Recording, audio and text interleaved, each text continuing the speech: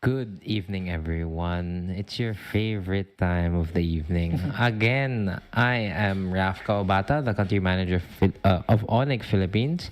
And definitely, in terms of our guest today, we have someone very special.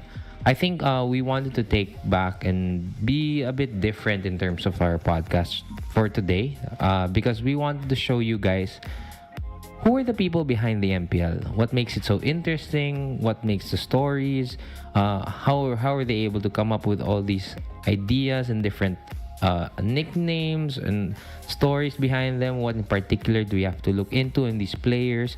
With each team given na sobrang daming tao, like we have 8 teams in the MPL, and even if we consider the MDL 12, if I'm not mistaken, that makes a lot of stories, and we're finding out we're finding it out from the person who's made some of these stories from these amazing organizations. Again, with me right now, he was a former writer from MPL Season 10. He moved down and decided to become a caster for MDL Season 1. But now he's back as the writer for MPL and also MDL as well. And you may also know him from as one of your professors in Lyceum Lyceum Philippine University. Please welcome no one else but JM, Sir JM, or also known as JMTC. Let's give him a round of applause, right? Hey, thank you so much for having me here. Right. Actually, nakakakabang ulit humarap sa camera. Medyo bago ulit sa akin na humarap sa camera because it was around 4 months when the last time I casted. So, yeah, nakakakaba pala ulit magsalita. Right. Actually, I mean, all of us din naman. I think the funny thing is like we always feel the shivers maybe the first 5 minutes, pero hindi mo na malalayan na 2 oras na pala tayo dito. Nakakanta na nga ako eh. Yeah. Just so you know, guys, we have a ritual here. Before we start our podcast, we always make our guests sing. It just so happens na we only made this now. And we just wanted to prank Sir JM because Sir Leo never did it. Actually, I'm ready for it. Lagi. Yeah. All right. Before we get to anything, Sir JM, would you like to properly introduce yourself? Anything you want to say? Yeah. So, I'm John Marco Tana, also known as JMTZ sa casting. I've been casting for around 3 years na ata, if not mistaken. I've been casting various amateur tournaments, and then I've been a part of Caster Search, the very first Caster Search. Mabot ako ng top 9. Kung nagkakamali, mabot ako na. And then, ayun nga, I've been writing for MPL since season 10. And then, yun na, naging caster ako for MDL ng season 1, and then now back on the writing board ulit sa season 12 and season 2 ng MDL. Okay. So more than anything, I guess I was want to ask, how did you start? I'm just curious, right? Kasi let's start with the whole writing. And if I'm not mistaken, no, you mentioned na season 10 ka nag-start, correct? Yes. Okay. Actually, parang since I started casting nung 2020, parang naisip ko na what's life parang after casting kasi. Right. So ako kasi yung tipo nung tao na hindi ako nakokontento lang na eto lang. So I'm looking forward kung anong gagawin ko after this one. Right. And hindi kasi ako yung tipo nung tao na nagsisettle lang dun sa kung anong alam ko lang. Siguro, that's my personality. So, upon casting, nakikita ko na syempre there are people behind it, ano yung trabaho nila. Right. So, parang nag-pursue ako na gusto ko rin nun. Gusto ko rin matutunan yun. So, I started as, ang pinakauna ko talagang work sa back-end is game observer. So basically, you were the one clicking in terms of fighting. Yeah, okay. Yeah, I remember one story. I think that's Juicy Legends. Right. That's Omega versus NXP. Na-post ko during a clash. And then, ayun, galit na galit sila nun sa, ano. So, yun yung isa sa mga memorable moment ko na na-experience nun. So, hindi ko na inulit. And then, nakapasok ako ng writing nung season 10 because, actually, MSc ako nag-start. Right. The time when RSG won the MSc, doon ako nag-start. Parang na-invite lang ako, hey, do you want to cast? Do you want to, write? Right. And then yun, nung nag-try akong magsulat, na gustuhan naman nila, so I was invited naman to do it on season 10. Tapos, yun nga, natuwa naman sila. And then, nung nalaman nila na may background ako for casting, nag-cast muna ako. And then, yun. So it started off as, if I'm not mistaken, right, game observer, and then you moved into writing, and then casting, and then writing again. Yeah. Actually, I'm just curious, right? Kasi syempre, it's a big step forward and backward. Kasi you started off as a writer, and we all know that pag writer, you don't get the spotlight talaga, nothing. The only time parang lumalabas yung pangalan mo is pag yung end credits, di ba? Pero the difference now is you were an MDL caster, so ikaw yung front facing. So and then now going back, you're back in the back end na naman. So how was that moving forward and then moving backwards again? Like, how was the transition? Actually, hindi naman siya mahirap sa akin kasi parang yun nga, mahihain kasi talaga ako. Right. Sobrang mahihain ako. I hate talk back. Ayoko naririnig yung sarili ko. Kasi nga, even may cast, di ko pinanonood talaga. Right. Unless I'm creating highlights na kailangan mo kasi when you create reels para pag nagpapasa ka ng reels sa mga brands, right. ba gusto nyo mag-caster. Pag ganun, wala akong choice. Pinakinggan ko siya. So, since medyo mahihain nga ako, parang ayokong napapakinggan yung sarili ko.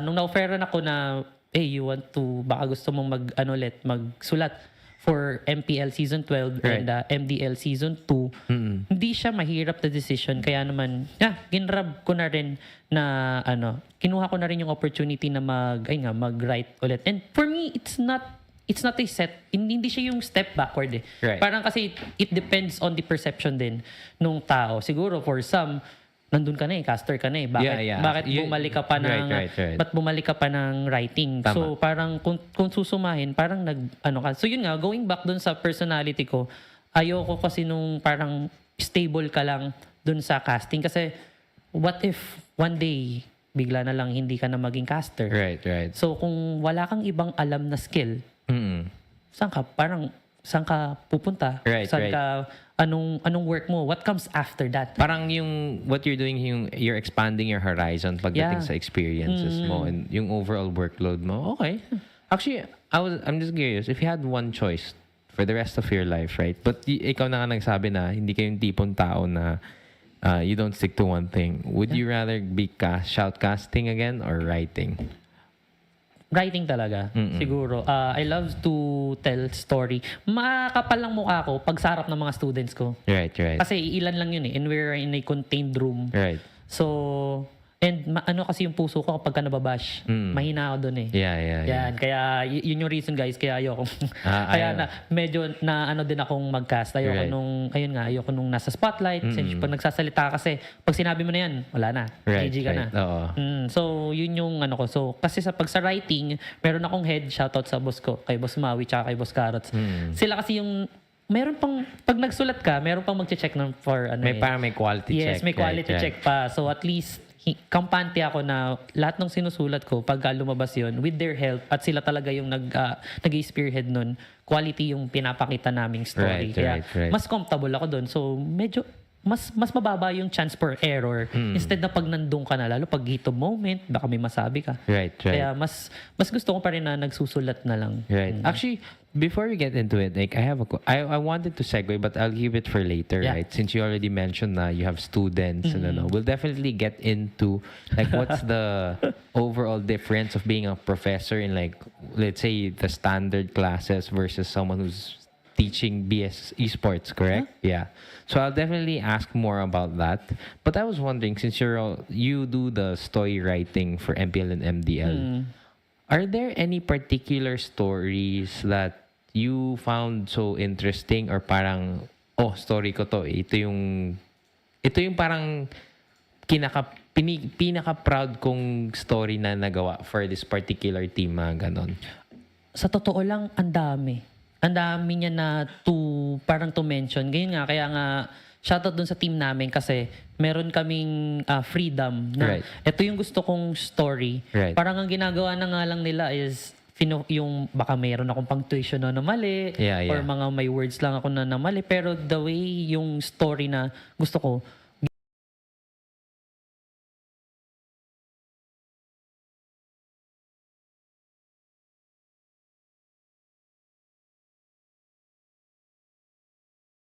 and parang dating MA or Monster Anarchy to Right, right. Onic. Yun yung parang kasi parang since I've been casting din naman amateur tournaments. Correct.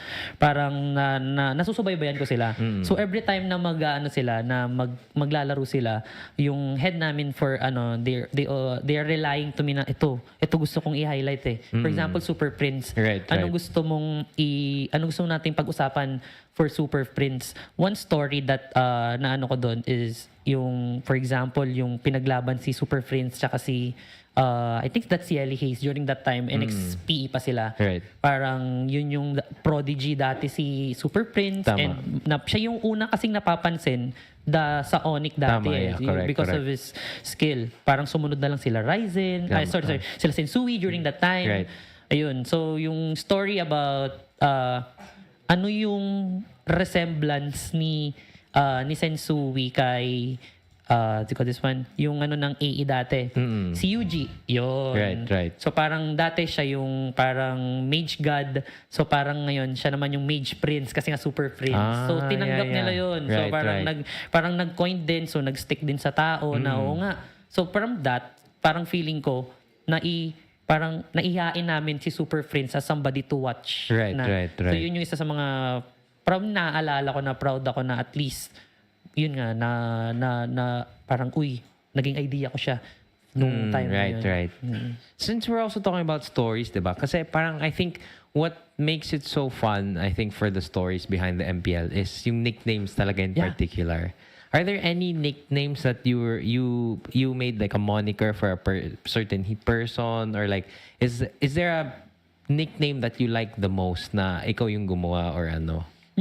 Actually, with the nicknames, I have in mind. Pero kasi nga, I've been a caster din eh. Tama. So, ang ko doon is, I'm giving the caster their leeway kung ano yung, kasi may ang pinakamagagandang nickname kasi para sa akin, yung mga nickname na nasabi mo, because of that moment. Right. Like for example, yung hidden gem. Right. Nabanggit lang yung hidden gem kasi nga parang yung ex-borg ni Gem, bigla na lang lumalabas kung saan. And, diba? Right. Hindi mo kasi siya makukuha ng pinilit mo eh. Right. Kaya with that, parang ang inaano ko is we're giving the casters the freedom na kasi most of the time guys, yung gumagawa talaga ng nickname yan, casters talaga. True. Ano lang namin is kapag kinagat ng tao, we're pounding on it. Talagang dinidikdik namin. Mo lang. Dinidiin namin Correct. yung nila, yung nickname na nagagawa nila para at least mag-etch sa tao because nickname, isa yan sa mga reason para matandaan, magkaroon ng retention yung player dun sa tao. Right. Since we're also talking about nicknames now, what are your like personal favorite nicknames of like the entire MPL? Mage, talaga. Bukod sa Mage Dad, that's one. Kasi medyo unique eh. Mage then Dad. Parang the young goat. Actually, kasi may goat na eh. Pero to call Carl TZ the young goat, parang yun nga. Yun yung medyo nag-stick sa akin kasi nakita naman natin yung place niya, di ba, from being child prodigy. Right. Kasi bihira lang yung magkaroon ka ng nicknames na iba-iba eh. Tama.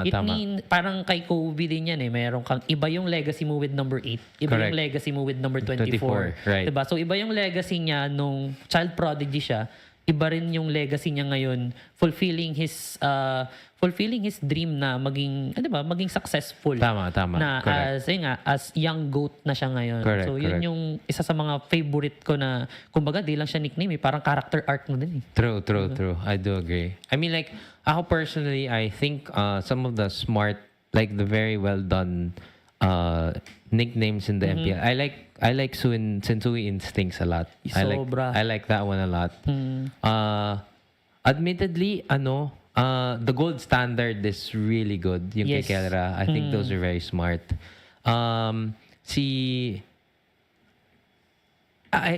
I don't know why. I didn't like this at first, pero it grew on me. Yung Atoy R. Atoy R, yeah. I hated it at first, pero parang when it kind of found like, oh nga no, he's the only one who makes that distinct nickname to him. So I thought I was like, I mean, given na yung mga the queen, the king, mga always talaga. I mean, there's always been like that, right? But there's always been those special ones na, like yung kay Rene J is the hitman, di ba? Yes. So I always found that so interesting. So yun. And yung Atoy R, yun yung reason kung bakit mas gusto ko na parang sa caster siya nanggagaling. Kasi di ba Atoy R, usually kasi mga binabaliktad, Lodi, Repa. Correct. Tapos nung binaliktad nila Atoy R, di ba? So yun yung mga out of the blue mo lang sinabi. Out of the blue, correct. Sinabi mo tapos kinagat nung tao. Di ba? So yun yung mas nagkakaroon kasi ng retention. Kaya mas ano ko siya, mas feel ko talaga na mas maganda kasi pagkagaling din usually sa caster. Correct. Actually, I mean, since we're also talking about like nicknames and so on and so forth, and I was always wondering, diba? So, you're the one handling stories, correct? Yeah. And the idea kasi of the story is you work with what you have. How does it feel like there are times na bigla na lang, for example, this season, right? Nawala si Vin Wise. Kasi that's such a big change in the overall narrative na kasi dahil kasi syempre when you think of Blacklist, you think of those two. And syempre, kumbaga, everyone else that comes after them, they have to deal with that shadow. I mean, similar to us naman din naman. We have that same problem, right? Yeah.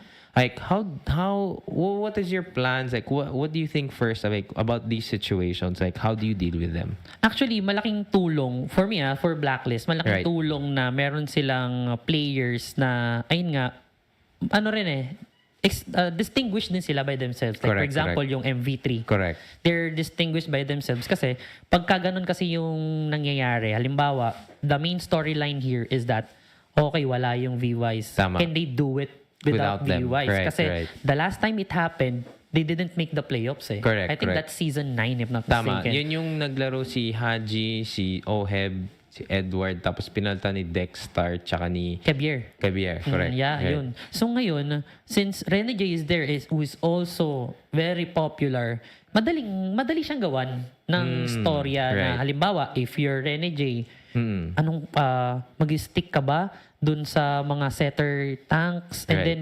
nakakatulong din pagka nagbabanter sila. Like, kalimbawa, sinabihan siya na maliit lang yung hero pool mo. Right. It's easy for us to create story kasi nga, parang naano mo na, ito, maliit lang hero pool. Tama. Pakita natin yung stats ngayon. Ito yung hero pool niya, ito yung stats. Tama. So, pagka pinlash mo sa tao, it will etch an story sa isip nila na, okay, si Rene J, ito yung hero pool niya.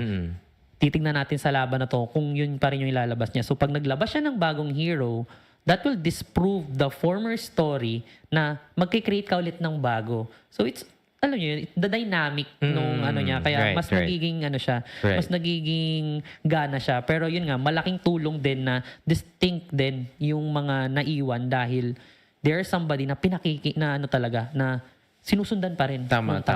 Yeah. Actually, I find it so interesting, no? Since you already mentioned na the difference between having a team that it's quite easy to make a story from versus like since we're already talking about it, has there ever been a time na there was a team, you don't have to mention their name, right? Siyempre, like whatever.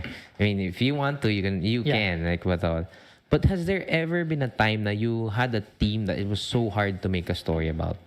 Meron. It happens. Ganun, may mga ganun talaga. Pero ang titignan din kasi, hindi siya mahirap in a sense na kasi kapag ka-game yung pinag-uusapan, yun doon siya nagkakaroon ng ng distinction. If you're going to focus on the game itself, mahirap talagang hanapan, especially if they're not winning. Tama. Pero ang binebenta kasi natin dito, aside dun sa game, yung players. Tama. We need to immortalize the players talaga. Like for example, saan sila nanggaling? Ano yung pinagdaanan nila before that? Pwede nyo gamitin yun as a storyline na halimbawa, I'll use an example. For example, kasi nasusundan ko talaga sila. For example, si Jem, he came from Albay, halimbawa. Diba? So, from that, yung perseverance niya na naglaro pa rin siya, playing in the amateurs, wala siyang in-skip. Hindi siya nag-skip ng hindi siya nag-skip ng trajectory Sinundan mula amateurs, ginrind niya talaga hanggang tag-MDL. So that's the story na pwede nating sabihin sa mga tao na hindi lahat nabibigyan ng opportunity na nakita ka lang sa scrim, kinuha ka MDL, gumana ka. So may mga tao din na nag-grind from that na ganito na pagka in-explain mo sa tao at kapag na storytell ng casters, shoutout din sa mga casters, ang gagaling nyo po talaga. Kapag na storytell nila ng tama, yung nanonood dyan sa TV nila na naglalaro lang din sa rank game, papasok sa isip niya na capable pa rin talaga. It happens. Right. Kumbaga, ako, sa level ko, meron din palang katulad ko na nangangarap din at ito yung dinaanan niya, hindi siya sumuko. Okay, ganun din ako. Right. Yun yung pwede mong gamitin na story outside of, di ba, yung parang typical na game, talo sa ganito, ito yung heroes, parang kinoconnect natin sila dun sa tao. Kasi yun yung pinaka-importante din, the fans Nagiging invested sila kapag nararamdaman nila na yung story ang binibigay natin sa kanila is nakaka-relate sila. So regardless in terms of their performance per se, so the angle really is to try to find the way na makakapag-relate yung tao in terms of the person who's on. Yeah, that's true. I do agree. Kasi admittedly speaking, right, the more you win, the more you get the attention. I mean, that's reality, right? It's hindi lang kasi naman yan totoo dito lang sa esports, kundi sa lahat ng sports, even yung mga showbiz, for example, that all these happen. Like the moment you're succeeding, the more people will look into you. So yun, I'm actually very curious, right? Kasi in terms of like, I've been hearing from other people na in terms of the MPL, like, is it hard to make these types of stories despite yun nga? It's kind of going back to the same question na parang, is it harder to make these stories knowing that you have your heavy hitters like moving left and right? Like, for example, sila Zapno and then sila Doggy, yun nga yung two. And then these particular veterans are slowly going out na of the scene, parang ganon. And then parang what's happening is you have new blood, for example, and it's a way...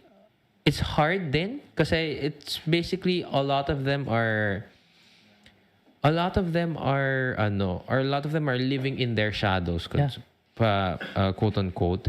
And has there ever been a fear na parang when you're writing nangyayari yon at parang yun yung nagiging imahe niya? Nangyayari siya, no? Right. Para yun din yung reason kung bakit kaya kailangan mo talagang piliin din kung ano yung gagawin mong story. Kasi may mga matatouch ka kasi na hindi mo dapat talaga na matouch. And minsan, meron kang hindi mo dapat na touch pero the game dictates itself. Tapos bigla siyang lumabas. So parang nadiin mo lalo yung player na halimbawa, natalo sa ganito. Parang bago yung game, sinabi mo na eto lang yung alam niyang hero pool. Right. Tapos, yun nga yung ginamit. Tapos natalo. Right. So parang pinrove mo din. Parang yun yung kabaliktaran nung binibuild up mo siya. Parang inaano mo rin siya na kita mo, eto lang yung hero pool mo. Tapos talo pa.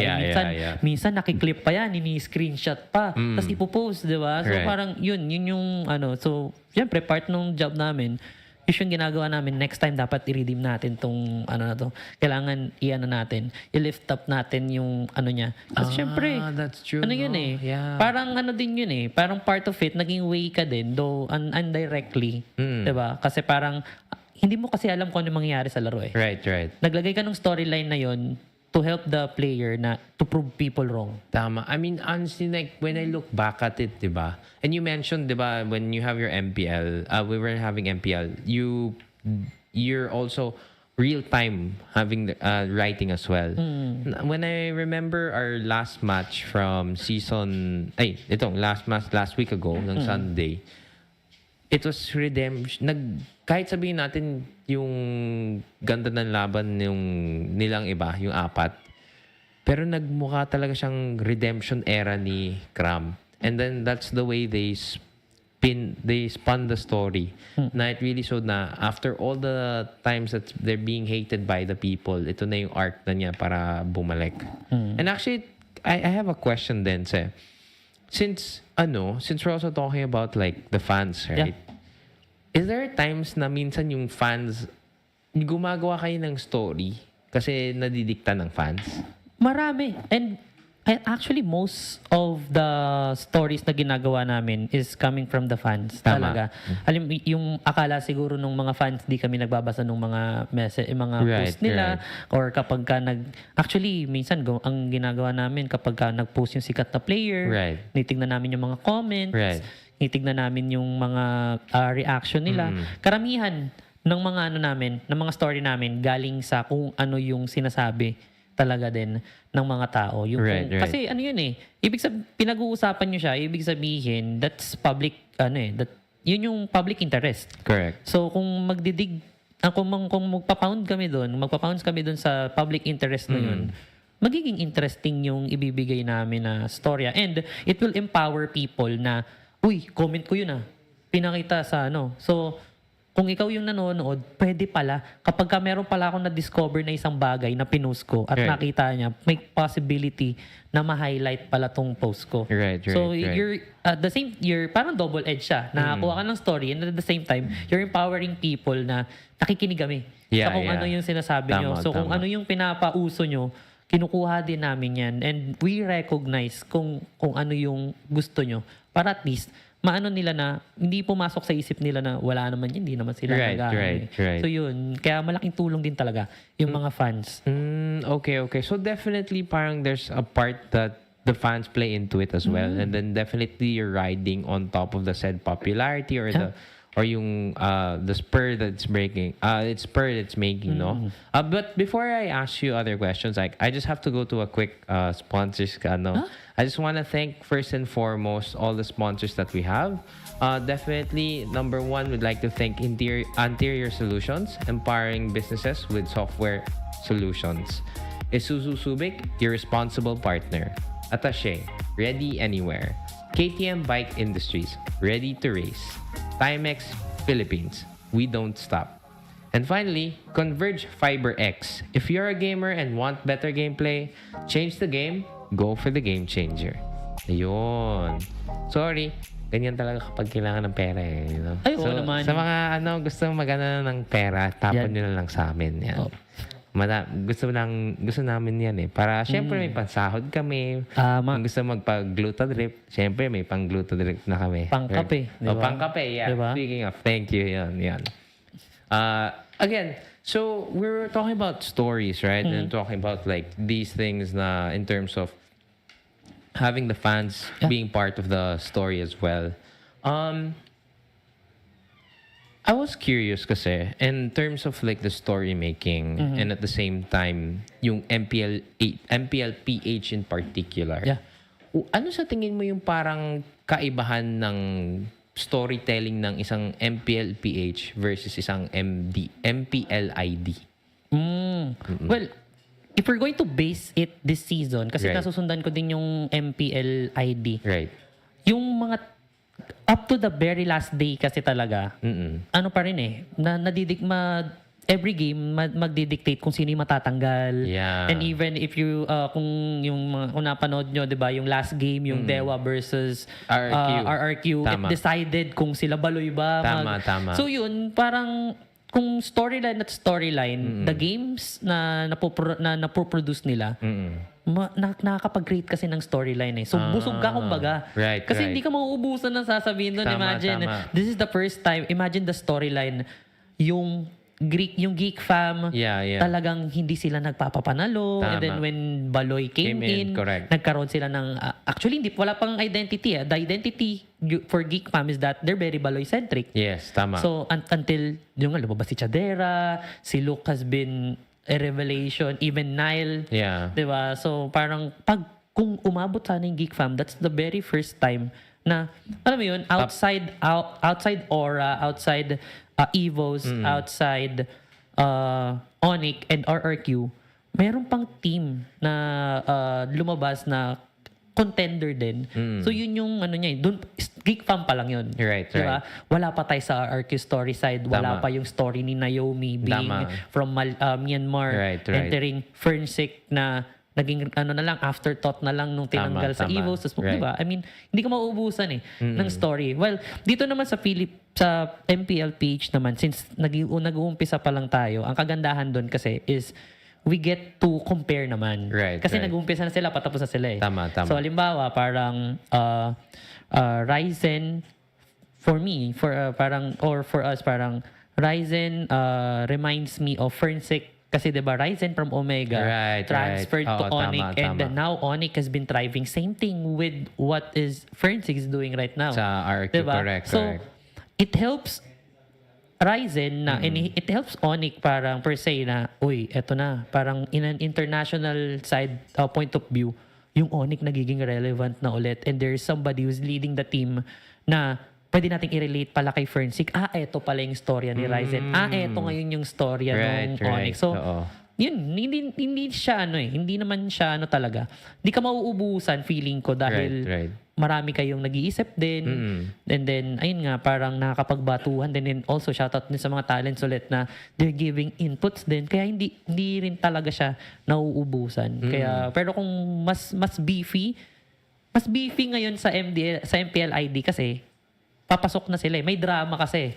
Sino malalaglag. Ngayon kasi parang for MPL, papunta pa lang tayo doon. Right. That's papunta true. pa lang tayo. Oo nga. Like, it's so funny, no? You're talking about the RRQ versus Dewa game, pero your story is centered around Geek Fam. Yeah. So, they have nothing to do with the match at all. Pero just the fact na you would watch it just because you're a fan of Geek Fam. Yes. Yeah, okay. That's very true. Oo nga. Actually, since we already mentioned about like Mpl-Ph and MPL-ID, you did mention you from time to time you also write for MDL as well. So, what do you think is the difference between the writing style or yung mga stories that you make compared sa MPL versus sa MDL? Well, for MDL kasi, parang for me, this is parang opinion ko. Parang, and also the way I look at it, you're playing for MDL, naglalaro ka for MDL, syempre, una, para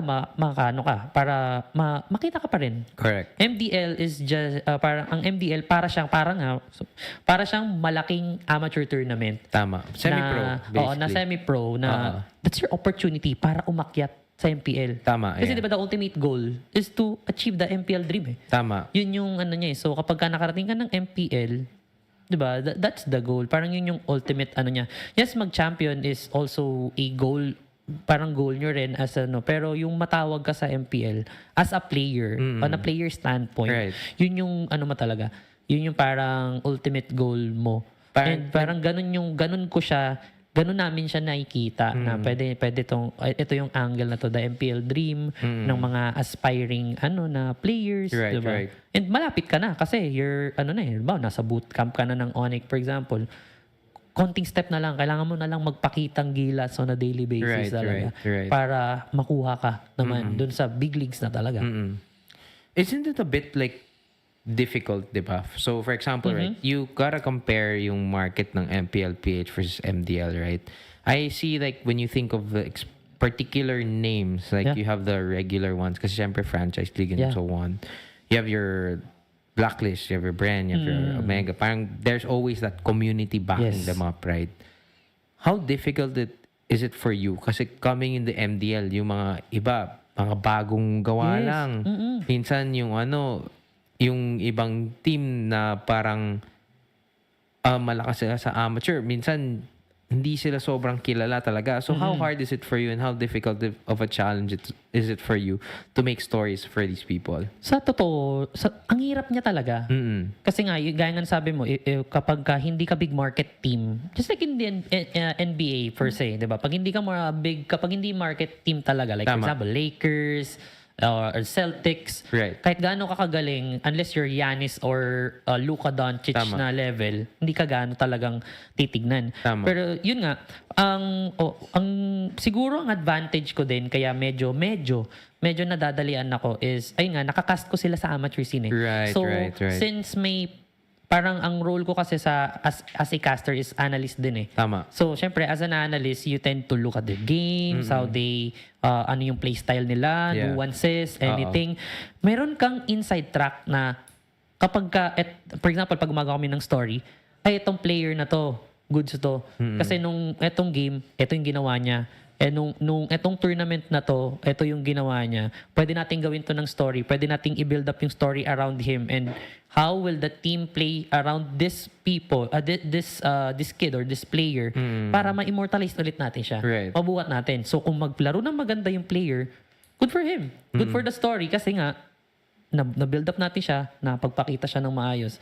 Kung hindi man sila manalo, pero maganda pa rin yung laro niya, good for him pa rin. Right. Diba? Kung hindi sila matalo, kung hindi sila manalo, tapos hindi rin ganun ka ganda yung performance niya, goods pa rin yun. Kasi parang ang titignan mo kasi dyan, room for improvement pa rin naman ang MDL. Pwedeng may mga outside reasons, bakit kaya ganito, dyan papasok ngayon yung dynamics naman ng casting. So mahirap talagang mag-create ng story dun sa mga nag-uumpisa pa lang, unlike dun sa mga booming na. Pero if you know who's the player and kung kilala mo rin kung saan sila nanggaling, ano yung laro nila, pwede mong paikutin dun eh. Pwede kang mag-umpisa dun sa ano na yan. Like, I would like to share an example. May Chobi. Right. Yan. Kasi, talagang, hindi ako bias, guys. Ano ba si Chobi? Kasi nga, nakakas ko kasi. Nakakas ko kasi siya eh. So, parang, dati pa lang, I'm really, parang, na-amaze din talaga ako sa the way he plays. Right. So, kapag siya yung natatandaan ko. Siya yung pwede kong gawa ng story. And also, in other teams, like, sa RSG Mista, may mga player din ako na kilala doon na-interview ko din dati nung kasi sila yung mga standout, mga ganun, right? Even yung mga TNZ4, yung umakyat, si AJ. Yeah. Diba? The story, yung Etchos sila dati. Parang binuo sila ni Zapno. Right. Parang isang team after nung Z4 niya, binuo niya lang, tas nagko-content sila. Tas ngayon, kinuha sila ng Z4, TNZ4. Tas diba? Yung mga ganong story na again, babalik tayo dun sa relation niya sa tao. Right. Kapag tinouch natin yun, at natouch natin yung puso nung nanonood na kahit RG boy ka dyan, kaya mong makapunta ng MDL, MPL, it will create an inspiration to them para lalo silang mag-invest manood. Right.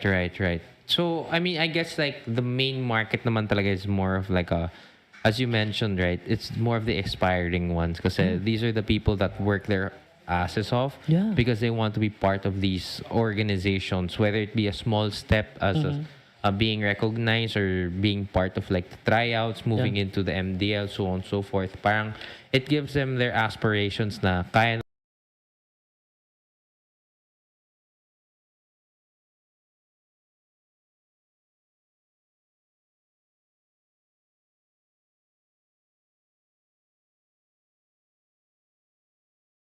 talking. Good siya, actually. Right. Trash talking, parang ako, before I play Mobile Legends, naglalaro ako for Dota eh. Yeah. And kapag ka Dota dati, talagang smash mount yan eh. Yes. Huwag ka lang magmumura. Oo. Kasi di ba pagka nagmura ka, Tanggal, cut off muna yung mic. Hindi ka muna magsalita. Oo. So, yung trash talking kasi, it creates, parang nagkikreate siya ng interest din. Right. Sa mga tao. Kasi, just think of it this way. Kapag ka lahat ng player bida, even in superhero movies, kung lahat yan bida, parang what's the sense of the movie? Walang conflict eh. Yeah. Diba? So, kung merong dalawang character na nagbabanggaan dyan, it will create story. Diba? It will create tension na aabangan ng tao ngayon paano siya mangyayari doon sa game. It's like how WWE works. Diba? Merong face, may heel. So, syempre, depende yan eh. Like, let's use this example kasi parang sila yung lagi. Kelra and Oheb. Tama. Sa mata ng mga Blacklist fans, sa mata ng mga agents, Kelra is the villain. Sa mata ng Omega fans, Oheb naman yung villain. Diba? So, pero, kung titignan natin yung perspective nun, siyempre may tama, may mali. Depende sa kung sino yung sinusuportahan mo. Pero ang pinakamaganda kasi dyan, lahat yan nasisettle sa land of Dawn. Right. Diba? If you win, you get to talk. Yeah. Diba? If you lose, wala, suck it up. Ganun talaga. Tama. So yun yung niya. Goods ako doon, pero may mga trash talk din naman na below the belt na syempre, kailangan, and I think the community and also the players naman itself, I think they're aware of that naman. Right. Feeling ko, nararamdaman ko naman, may mga bagay siguro na pwedeng sabihin at hindi pwedeng. Tingin natin also is overboard. Pero Who knows? Malay mo naman, behind the camera, ano talaga sila?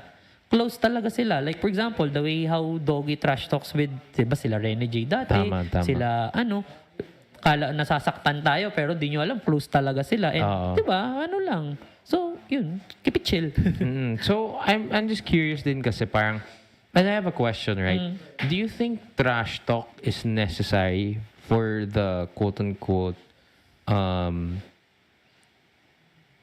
the interests of the people would grow? Ang trash talk nang gagaling kasi competitive ka eh. Kama. Diba? When you play, I believe everyone watching na naglalaro ng Mobile Legends, kahit nakaupo ka lang dyan, na kahit hindi mo kilala yung kalaban mo, you tend to trash talk. Right.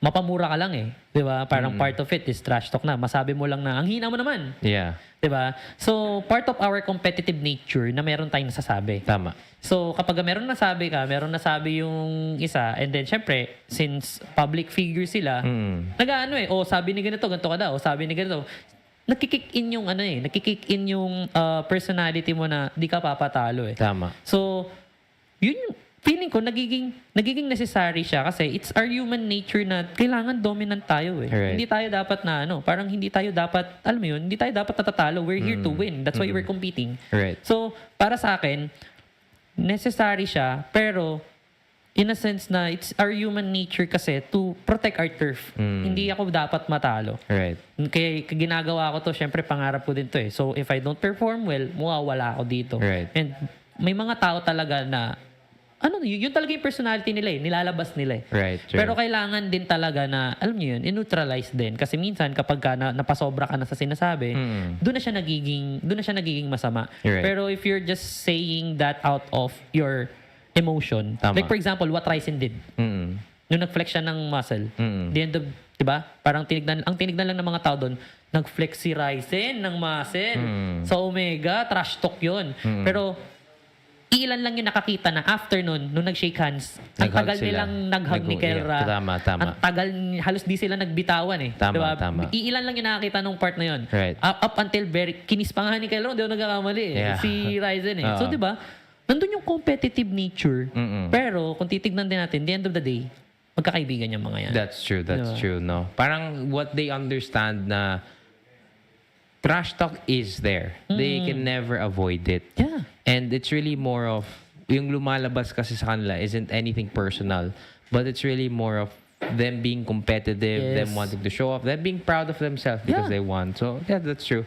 I do agree. I genuinely do agree that trash talk in a way is necessary, but I don't think what I don't want in particular sa trash talk is, I think I like the trash talk with the players, but I hate the trash talk with the fans. Oo. Yun yung ano doon eh. Yun yung mahirap doon eh. And you know, the fans will realize na yung nararamdaman ng mga players. Again, going back doon sa we're creating stories that would inspire people. Right.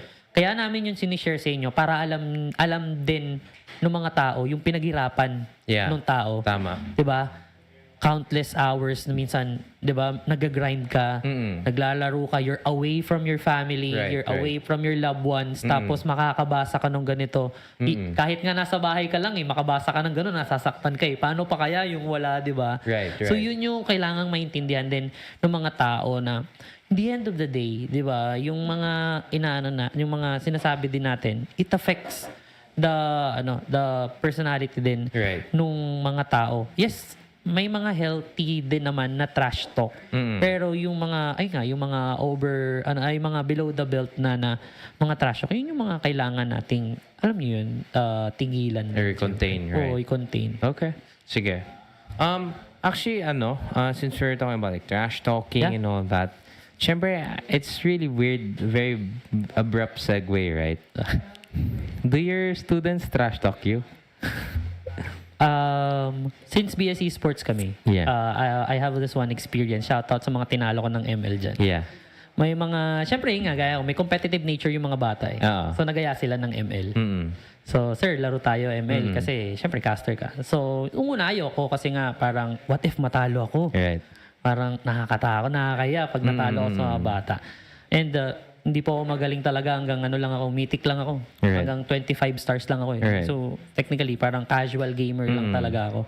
Nung naglaro kami, parang nag-kick in yung personality. Yun na, yung trash talking ano ko din, na ano ba yan, hina mo naman. Ginaganon ko rin sila. Pero at the end of the day, ayun naman, nag-friendly ano pa rin naman. So, good thing sa mga bata. They understand kung ano yung hanggang saan lang. Right, Kasi, right. may mga trash talk din na below the... Parang ang trash talkan lang namin, like for example, may sequence doon na Akay yung... Jungler ako Fred rin. Tapos Right. yung student ko is Akay. Magkalabang kami. Parang ang ginagawa ko, parang alam kong lamang kami. Pupunta ako sa turtle, ililish ko yung turtle, tapos pag parating na siya, aalis ako, pinaparetry ko sa kanya. Right. Tapos sinasabi ko sa kanya, yan binibigay ko na sa'yo. Right, Yung mga ganung trash talk lang na... So, parang I'm teaching them, parang inaano ko sa kanila na there are other ways on how to do trash talk without cursing, without cussing your So after nun, parang pina-realize ko sa kanya na, 'di ba, ganun. May mga trash talk na hindi mo kailangan magmura. May mga trash talk na hindi mo kailangan manlait no, di talaga ako magaling. Nagkakataon lang na magaling yung mga kampi ko. Okay. Actually, since we already talking about like school and the students, right? Actually, I'm very interested talaga. First and foremost, I've known this course, BSE Sports, for a long time, but I've never actually met someone from there. And it's crazy na may nakilala pa akong teacher pa, prof pa. Can you give us like a general idea of how it works? And I think more than anything, before that, paano ka napunta dyan? Bago ako nag-cast, educator talaga ako. Right. Teacher talaga yung ano ko. Teacher talaga yung profession ko. Before casting, I am I'm the academe for about 8 years. Right. So, nag-stop lang ako since nag-shutdown lahat kasi pandemic. Tama. So, parang during that time, naghanap ako ng way kung paano ako kikita ng nasa bahay lang. Right. So, dun ko nakita yung casting. Tama. So, I focused on that. Parang nag-stop ako magturo. Right. And then, nag-focus ako on casting. And also, aside from casting, yun nga, ng other things na may kinalaman sa esports. Ayun. And, probably that's the reason kaya ako natanggap Right. sa work. Kasi, ay nga, if you're just, parang, as a caster kasi, ito yung spectrum na nakikita mo Pero if, aside from casting na nakapagsulat ka, nakapag-project head ka, nakapag-game observer ka. Kasi aside from that, may mga mini gigs ako na iba-iba yung trabaho ko Like correct. nakapag-project manager ako, Right. script writing, nakapag-referee din ako ng mga games. So, yung different aspect ng esports na nakita ko na ano ko siya. So when I applied for esports BS Esports, yun part ng interview is that what do you do as a personality in esports? So syempre dahil marami kang experience, marami kang naituturo. Tama. 'Di ba? So parang part of it is one thing na like ko sabi sa mga estudyante ko, you cannot teach what you do not have. Right. So kung alam mo lang casting, parang ang daming facets ng esports outside casting. Yeah. So, hindi mo may tuturo yun kung hindi mo siya na-experience. And luckily for me, dahil sa pagiging hindi ako napapakali sa isang lugar. Right. Dahil gusto ko na maraming iba-ibang ginagawa. I get to know the gist of it. Hindi ko siya master, pero at least I have a working idea on how it works. Right. Actually, what I find interesting kasi actually one of the reasons why we wanted to get you is I think there's this understanding sa mga tao. Pagdating kasi sa esports, 3 lang yung trabaho doon. Player, manager, coach. Yun lang. But then, when they get here pala, and I think there's this overall image and at the same time perception rather, especially for yung mga older generations na pagdating sa esports, actually, they even call games lang. Ano yun, kaka-computer mo lang. It's always that line that there's no way for you to make a future from it. There's no way for you to sustain from it. And I think it's also interesting kasi and being able to share a wider horizon sa mga tao na esports isn't just about being a player. Yeah. I mean, actually, that's something I always advocate din personally. Kasi ang work ko din, and I'll be honest with everyone, sinasabi ko naman, I don't have ML downloaded on my phone. I don't remember half of the names of the heroes there. Pero I'm still able to do my job bilang isang country manager, and I'm able to help and manage the team when it needs to be managed and so on and so forth. And I think being able to be like key opinion leaders in this certain sector really shows, especially for those older, the older audience kasi na may pera talaga dito. And I think what kind of medyo turns me off with the idea is the only way kasi na for you to really convince someone na may future dito is pag pinakita mo ng pera. Yeah, sobra. Yun. So, actually, coming on to that question, right? And you're teaching BS Esports. At first, I'm honestly expecting very few lang yung nag-apply. Tama? Yeah. You wouldn't mind to expound on that? Actually, first, ko pa lang dito pa lang yung first sem ko. Right. When I started introducing myself, parang, syempre may GTKY, getting to know you. I introduce myself, Tama. credentials, everything, blah, blah, blah. Nung pinakilala ko na sila, nung sila na yung nagpapakilala, simple lang yung tinanong ko. Surname, saan ka nakatira, and then school graduated. And then, the only thing that that I asked them is, why BS Esports? Yeah. Why? Oo. Kasi, habang nagkikwento sila, parang tinanong ko na, sino dito yung magulang na nagduda? Right. Sino yung magulang dito na, bakit yan? Tama. Sino yung magulang dito na, nag-away muna kayo, nagtampo ka muna, Tama. nagpout ka muna, lumayas ka muna, tapos pinayagan ka, para lang umuwi ka. Yung mga exaggerated lang. But the gist is, why? Why BS Esports? Right. Most of my students answered, yung iba, parang yung iba, nakikita ka, they see BS Esports as a course na magbo-boom moving forward. Right. Yun yung mga student na nagtumingin talaga, nag-research, and they're really into it. There are some students na, sir, gusto ko po mag-pro player. Oh, really? Yes. And to be honest, what I told them is that, kung gusto nyo talagang mag-pro player, hindi ito yung route para maging pro player ka. That's so true. Hindi ito yung route. Hindi ito yung route para maging pro player ka. Tama. Kasi, we are studying BS Esports because we want to share story. Tama. We want to help people. We're going to help ourselves kasi in the end of the day, we will make money out of it. Right. Syempre necessity. Pero, nandito tayo sa BS Esports kasi tutulungan natin yung, of course, esports itself na lumaki. And in order for us to help esports na lumaki, we need to gauge a lot of people to be invested dito sa esports itself. Correct. So, if you're thinking na mag-BS esports ako kasi gusto ko maging pro player, hindi ito yung route. Hindi ito yung route doon. Parang jokingly pa nga sinabi ko, jokingly lang po to. Parang pabiro lang namin. Kung gusto mo mag pro player talaga, karamihan sa kanila nag-stop mag-aral.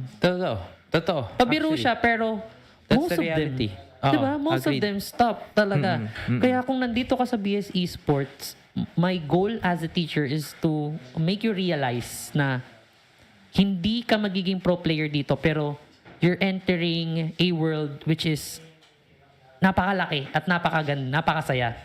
Parang, yes, money will be a part of it, pero when you get to work with it, marirealize mo na hindi lang siya para tungkol sa pera talaga. Tama. Hindi lang siya tungkol sa kung ano yung kinikita mo. Right. Like for example, for me, parang aside from teaching, din ako, nag-script writing din ako. Wala na yung tulog. Wala na, guys. Eye bag pa lang, shoulder bag na. Kailangan kakalimutan mo yun. And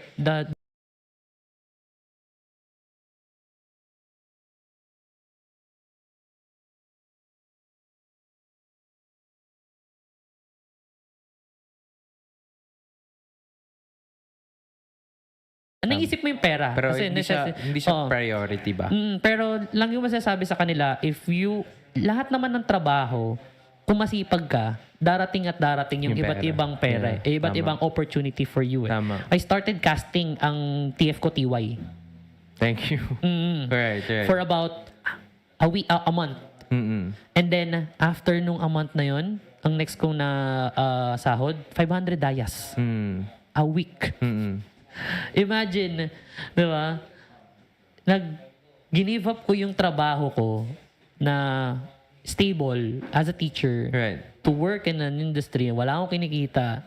Tapos, nung kumita ako dayas, anin ko yung dayas. Right. Ano Di mo ba? pa kain Ano sa nga diet? ba kain Yeah. ko sa dayas? And during that time, parang 4 months old pa lang yung daughter ko. Right. So, parang wife ko pa lang yung may work nun. So, yun yung pinapaliwanag ko sa kanila na kaya kayo nandito kasi mahal natin yung esports eh. Right. And our job is to teach you kung ano yung ins and outs of it para pagdating nyo doon, you know the hang of it. Hindi kayo magugulat, hindi kayo maano, para at least yung adjustment period, konti lang. Tama. Kasi BS Esports, I mean, wala namang studies about it pa eh. True. Diba? We're creating.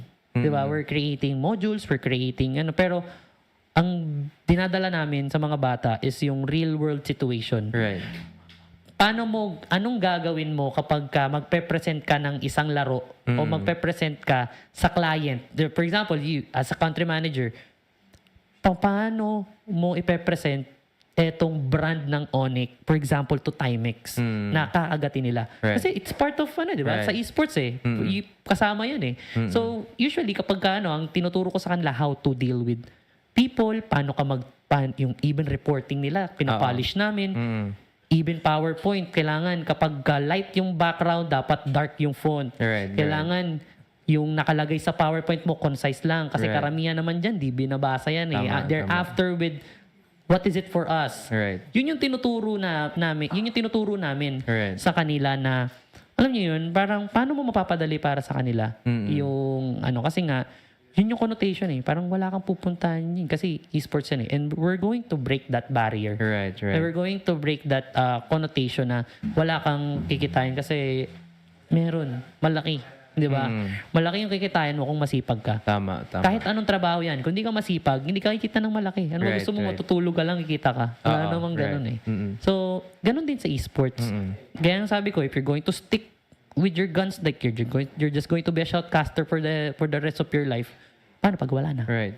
So, kailangan mo maging masipag din. Hanap ka na ibang venture, hanap ka nun. So, luckily for me, since malikot ako kakahanap na ibang I use that to teach. Kasi nga, na-experience ko na din siya eh. So, I want to share that experience to my students para at least it will etch in their mind na pag dumating yung time na magtatrabaho na ako sa esports, ganito dapat yung mindset, ganito dapat yung ito yung natutunan namin sa mga professors namin eh. So yun yung niya. Yun yung way ko on how to gauge the students na darating kasi yung time na uuwi yan sa bahay eh. Tatanungin ng magulang, ano bang nagawa? Ano bang nagaano nyo sa esports? Ano bang nyo? Diba? So parang ang i-explain ngayon ng bata, para lang din pala siyang ibang trabaho, Right. na eto yun, maharap kami sa tao pala, na may production din pala parang sa TV. Di ba? Parang at least. Kasi pag sinabi mo sa magulang mo na, meron yan. Siyempre, as magulang, magulang din. Oo. Ano ba? Parang, kamusta yung anak ko kaya? Yeah, Pero kung tuturo mo sa mga bata na dapat, alam niyo kung ano yung mangyayari dito. So, pag nag-report kayo sa magulang, nagtanong sila, meron silang peace of mind na, Totoo. okay, may mapupuntahan yung anak ko. Right. Kasi parang like, if you're just gonna keep saying na esports ako. Kasi the concept to them is foreign. Hindi talaga nasa utak yan na parang, grabe, you can make money pala just playing games. Parang gano'n. Hindi nila ma-accept or hindi kasi part ng life yun eh. So, they find it very unknown talaga in terms of that. And, actually, curious ako. Ano yung mga graded mo dyan, mga finals? Ang mga finals Prelim mo ba? Prelim pa lang. Oo. Isa sa mga, kanina, prelim, parang isa sa mga nila, like for example, we created the case study. So I asked them to create a case study about a brand. Halimbawa, like for example, Timex. Tama. Ano yung, gusto kong kunin nyo yung story ng Timex. What makes Timex na a brand na kakagatin ng tao? Kasi nga, gaya nga nung, ang paniniwala ko kasi dyan, you seek to inspire. Yeah. No? So, in that case, hindi siya directly esports related, but parang... nasa curriculum siya na you're going to create a case study pero may attack, may attack on that is, again, babalik tayo do sa real life situation. Right. Kung ako babasa ng isang article, kung ako babasa ng isang case study, paano mo ako may imbibe? Yeah. Siyempre, you need to make sure na lahat ng isusulat mo dyan, from title, di ba parang article, Right. wala title pa lang, laman, kailangan engaging. Right. So, yes, may esports doon, pero still, pinasok ko siya in a real life situation kasi kung ikaw magpapabasa sa akin ng article, kung walang kwenta yan, di ko babasahin yan. Right. And same thing, nung pinresent nila. If you're just going to present to me na magbabasahin mo lang yan sa harap ko, Isuzu, Subic, marunong din kami magbasa eh. Right. Diba? So what I'm teaching them is that ano yung ilalagay mo sa PowerPoint mo, ano yung dapat mong i-explain, and you need to convince us na yung story na binibigay mo is worth listening. Right. Kasi if you can't create a story, paano pag napunta ka sa isang company na ang task mo is to talk, for example, with Timex, halimbawa. Right. And you're going to convince them na mag-invest. And then, wala. Hindi ka marunong gumawa ng, hindi ka marunong wala. Yung company nyo, babagsak. Yung logo ng jersey nyo, walang sponsor. Right. Kasi, hindi mo alam eh. Hindi ka marunong. So, yun yung tinuturo ko sa kanila. Etong nasa module natin, paano natin magagamit dun sa, Real pag life nandun ka na. situation. Right. Kasi in the end of the day, siyempre, nag-aral din tayo eh. Karamihan ng mga natutunan natin sa school, halos di natin nagamit karamihan sa tunay na buhay eh. Parang pagdating natin doon, parang panibagong aral ulit siya. Tama. So yun yung pinaiikli namin para at least yung real life situation na na-experience nila, paglabas nila, ay eto din yung ginawa namin ah. Diba? Ay eto rin yung na-experience namin. Right. Diba? So yun yung parang ganun yung approach ko sa kanya. More on real life situations talaga kasi at the end of the day, you're paying, di ba? You're paying X amount of money. Then, tapos, ang minsan sasabihin na bata, wala naman ako natutunan eh. So, if you're a parent, maririnig mo yun, my God, nagbayad ako ng X amount of money. Yeah, tapos tapos sabihin ng parang anak ko, wala sayang siyang yung pera, natutunan. sayang oras. Diba? Yeah. Yun. So, yun yung, syempre, as a parent and as a former student myself, yun yung gusto ko na mabago dun sa, ayun nga, sa esports. Akala ko kasi yung mga finals nyo kasi mga 1v1 SF mid only. May mga course na gano'n. Ay, may mga subjects na gano'n. Like, for example, may multiplayer gaming. Parang, i-discuss mo yung history ng multiplayer gaming. Right. Like, saan siya nagumpisa. Right. Yung YR Kung Fu, if you're familiar with that, yun yung first, yung nakaganon na kulay-pula yung buhok. Right. Yun yung isa sa mga hanggang sa napunta na sa Tekken. I-discuss mo rin yung Tekken. And then, the end of the day, tara, laro tayo Tekken. May mga batang may dala ng laptop. We get to play Tekken. Right. Tapos pinaprioritize namin yung mga hindi pa nakakapaglaro para at least they get to know paano yung fighting game. Right. Diba? So, may mga ganun din. Yun yung maganda sa esports. Parang merong part doon na pwede ka maglaro pero di ka papagalitan. Right. Kasi parang, part pa rin yun. May esports naman yun. Parang ganun. Given that you have a background in terms of both esports and education at the same time, no? I'd like to ask you, where do you see esports headed, especially pagdating sa sector ng education particular, and maybe in whether it be entertainment and basically how the cultural impact of esports to the people from, let's say, 1 year, maybe 5 years from now, yeah. 5 years from now, I believe, based on how I look at it, Yeah, but, parang malaki yung chance hindi siya chance malaki yung possibility, possibility. Malaki yung possibility talaga na mag-boom din yung esports as a course itself. right. Pero parang ang tinitignan ko din, esports kasi as it is, pwede mo siyang i-connect to broadcasting eh. So yun yung sinasabi ko din sa kanila na, let's say, hindi ka matanggap sa isang esports company, pwede ka mag-apply like sa broadcasting company. Kasi yung inaaral natin dito, related din naman dun eh. Right. Nag-aayos ka nung sa mic, nag-aayos ka nung sa mixer. Di ba kailangan din naman yun sa ibang Right. So parang ang nakikita ko kasi doon is that, yes, nandun yung esports and kung mag-boom man yung esports, lucky for us. Talagang, and nakikita ko naman with the games, maraming nagiging maraming lumalabas na iba't ibang games, Right. maraming lumalabas na iba't ibang tournaments. Pero as of the moment kasi, kung titignan natin yung dito ngayon, iilan lang yung mga companies talaga na meron eh. Tama. And kung maraming students nag-graduate for that, syempre, yung mga companies, since hindi pa siya ganun kalaki, may mga student talaga na, halimbawa, walang mapuntahan. Pero, ang kagandahan kasi doon, broadcasting pa din yan eh. Right. Like for example, yung isa pa naming course is game development. O kung hindi ka makapag-game development, at least you have a knack on using Unreal Engine.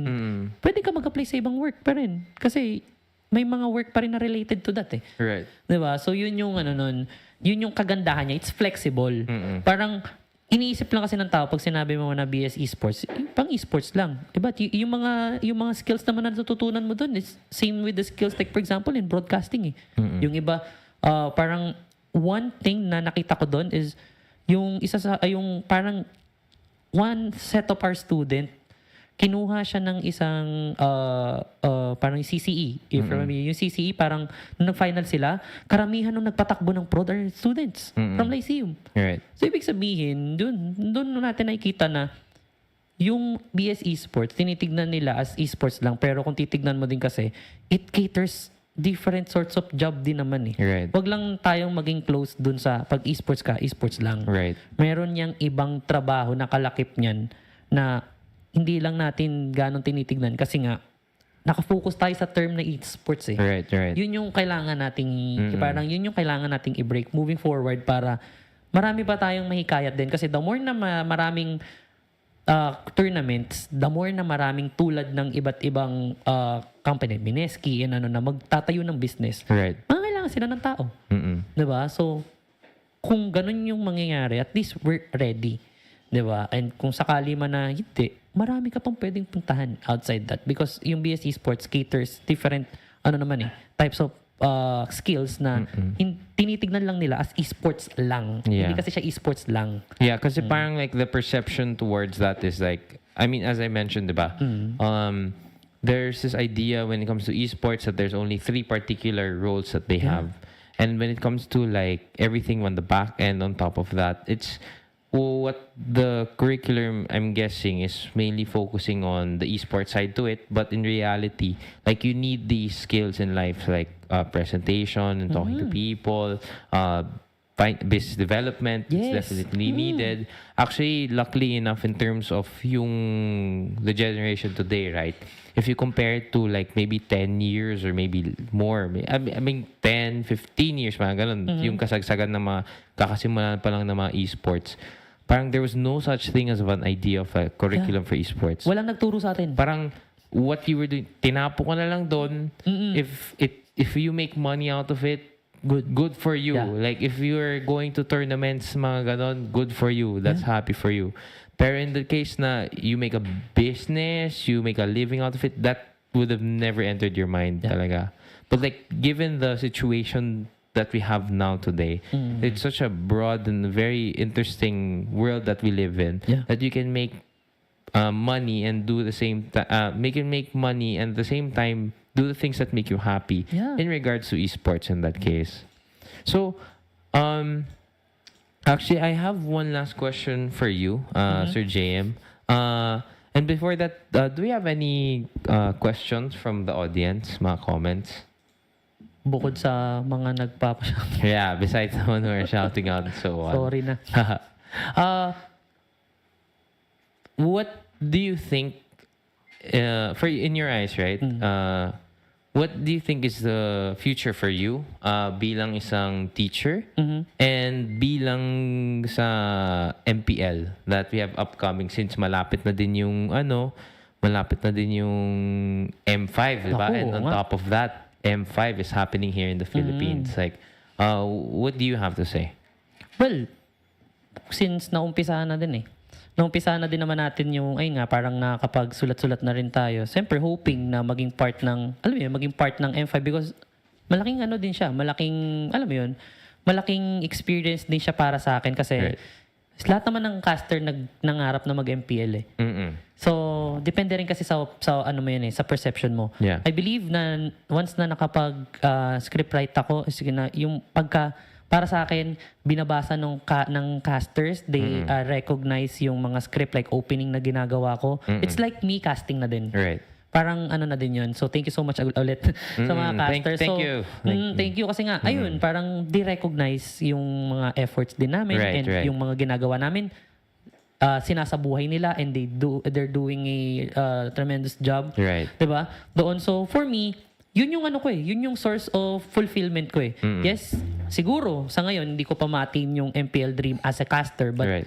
to be a part of MPL, like hindi lang maging part eh, yung sinusulat mo yung sinasabi nila. Right. Parang parang it's an achievement of mine na Parang in a way they become your voice, 'di ba?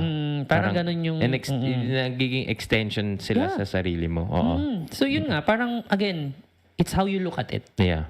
People will say na caster ka na, nag-writer ka pa. 'Di ba? Pero ay nga, it's how you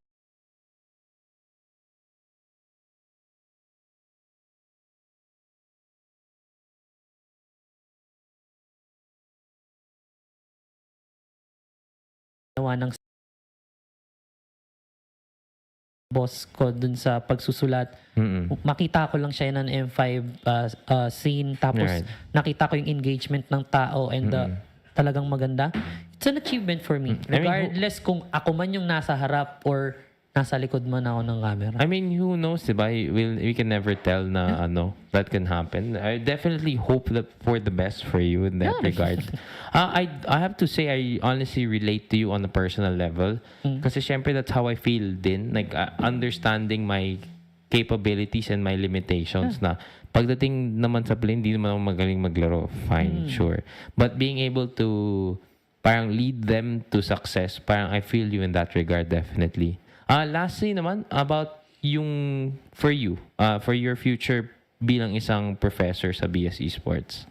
Actually, parang nagkaroon na rin ako ng niyan eh. Nagkaroon na rin ako ng part of me, naisip ko na din na to settle na to teaching na din talaga. Right. Kasi parang, well, since meron akong dalawang children, may lalaki na din, may babae din akong anak.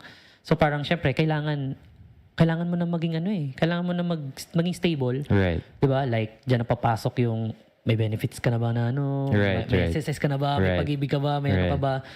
Kapag ka freelancer kasi wala ka nun. Tama. And syempre, di mo masabi kung kailan kakailanganin, 'di ba? So you need to settle up. Parang alam mo na yung Just to give you like a Filipino, stable, kailangan mo kailangan mo maging stable. Right. And of course, kapag ka naging stable ka, it comes with maging regularization na sa job. So part of me, gusto ko nang bumalik din talaga ng teaching. Pero yun nga, I mean sa esports kasi hindi natutulog 'yan eh. 'Di ba?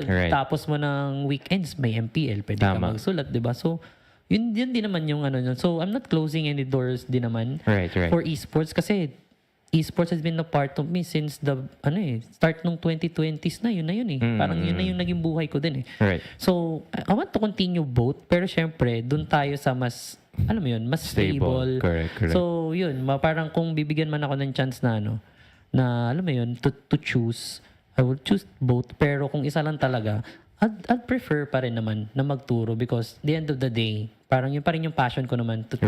Right. Yun pa rin naman yun. All right. But I mean, like, at the end of the day, despite, let's say, you still choose the route of teaching, you never, the gamer inside you never dies talaga. Then that's true. And actually, that leaves us on a wonderful note, no? Yeah. Na at the end of the day, you guys all have to realize, no matter what choices you make in terms of your profession or in terms of what you have planned for in the future, definitely yung passion mo and yung love mo for the game or esports in general will never fade away. On top of that, diba, in terms of like discussions, in terms of professions, that esports is not just like a cool buzzword in terms of the Generation Z now. It's not anything like that. Yeah. It's definitely an industry that you can definitely thrive on and there's future into it. And more importantly, as Sir JM said, as palapit na yung M5, and who knows the all of the crazy stories that can come up, and at the same time all the drama that can get that will be filled when that happens. But in the meantime, let's enjoy our Mpl-Ph. We're midway. Once again, I want to thank everyone. And before anything, is there anyone you want to shout out, Sir Jam? Shout out sa mga boss ko dyan. siguro, ayan, alam nyo na, kung napanood nyo, yan, ito po yung gig na sinasabi ko. Right. Ayan, and also, shoutouts to my students kung nanonood man kayo. Ayun pala, dito pala ako dapat. Pasensya na. Ayan, shoutouts sa mga tropa natin na nanood, yung mga nag-share, and ayun, it's happy to be back nakatingin ulit sa camera, medyo nakakatakam na. Right. Actually, sobrang bilis nga ng oras kapag nagpo-podcast. Hindi mo na namalayan na parang, actually, it's been 1 hour and 30 minutes, mga ganun, no? Yeah, crazy. Hindi ko nga rin naisip na abutin tayo nung Yeah. Yeah, kasi parang the way I look at it, parang, syempre, compared to other casters, hindi ako yung household name. Right. Na caster. Probably the reason why, ayun nga, it's easy for me to return transition back to writing kasi wala namang nakakilala din sa akin. Even my students don't know me. Hindi nila ako kilala talaga. So, parang, ayun nga. So, ayun. It's so fun to share stories din na, ayun nga. And also, to open minds ng mga nanood ng mga nakapanood sa atin na ito yung nangyayari. And, diba? I mean, learn something. Right. That's good to know, and next time, when you see your prof, Sir JM, make sure to hamunin niyo sa one-on-one. Meeting lang pala si Sir JM, yun pala eh. Pero pag kayo na trash talk, bahala na kayo kung taka-taka kayo dyan. Isa lang ang rule ko sa kanila. Pag natalo ko kayo, wala na kayong bawi. Okay. Game. Mabuhay kayong talo. Sige, before we end the night, guys, I'd like to thank all our sponsors once again. Anterior Solutions, empowering businesses with software solutions. Isuzu Subic, your responsible partner. Attaché, ready anywhere. Mpl-Ph, we don't stop. Converge Fiber X, if you're a gamer and want better gameplay, change the game. Go for Game Changer. Now, we'll definitely be giving Sir JM a little gift for participating in our podcast today. Please do. We have one jersey for you, Sir JM. Wow! So, di na ako bibili. Yes. On top of that, we have a pin for you po. Wow! Thank you. Actually, I was about to buy merch sana. Pero yun, thank you. Okay. Please do accept our small gift in form of appreciation, diba? So when you also go to school, you can also wear this. Yeah. Yun. And before we end that, once again, we'd like to thank Sir JM. Thank you so much for your time. Please do come again when you can. Thank you again for showing a lot of the insights and all the things that we can learn. And lastly, before we end this podcast, we would like to give a special shout out to Mr. Birthday Boy, Mr. James Mendoza, also known as James Panks of Onic Arsenal's MDL Jungler, the one and only James Panks, aka Mini Kyrie, aka Daddy Panks, aka Mr. James. Thank you so much and happy birthday ulit! Thank you! Happy birthday! Big game, James! Take care. Good luck tomorrow. Bye-bye. Thanks, guys.